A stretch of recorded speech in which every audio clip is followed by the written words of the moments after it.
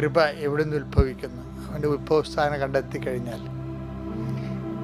കണ്ടെത്താനുള്ള ഒരു ശ്രമമാണ് നമ്മൾ. അതായത് നോക്കി, മത്തായിയുടെ സുവിശേഷം 12:18 വായിച്ചേ.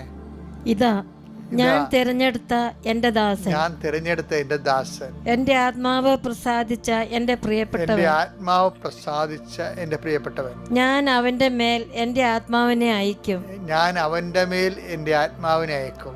അവൻ വിജാതിയരെ ന്യായവിധി അറിയിക്കും.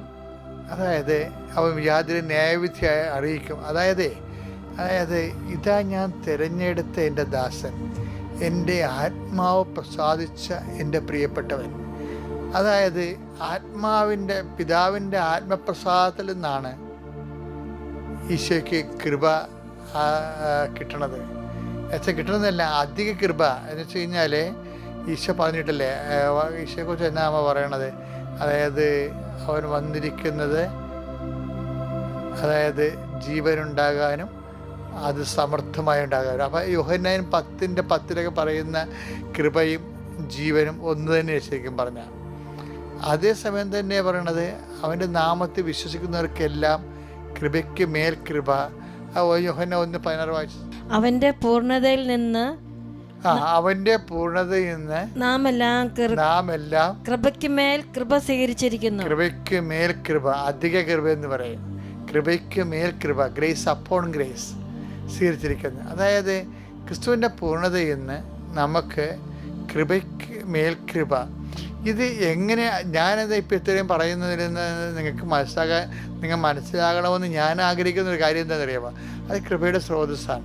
അതായത് ഈ കൃപ എങ്ങനെ ഉണ്ടായതാണ്? ക്രിസ്തുവിനെ പിതാവ് പ്രസാദിച്ചപ്പോൾ പിതാവിൻ്റെ പ്രസാദമാണ്. അതാണ് 12:18 നമ്മൾ വായിച്ചത്. 12:18 വായിച്ചില്ലേ? ഇതാ ഞാൻ, മത്തായിയുടെ സുവിശേഷം, ഇതാ ഞാൻ തിരഞ്ഞെടുത്ത എൻ്റെ ദാസൻ, എൻ്റെ ആത്മാവ് പ്രസാദിച്ച എൻ്റെ പ്രിയപ്പെട്ടവനെന്ന് വായിച്ചില്ലേ?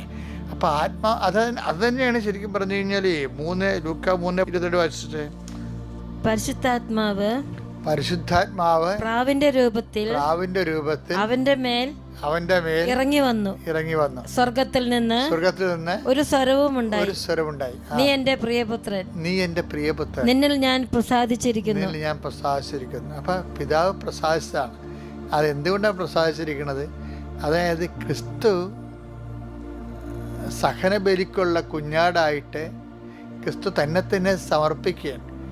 അപ്പോഴെന്താ വെച്ചാൽ പ്രശ്നം വെച്ചാൽ അതാണ് പിതാവിൻ്റെ പ്രസാദത്തിൻ്റെ ഒരു സ്രോതസ് എന്ന് പറയണത്.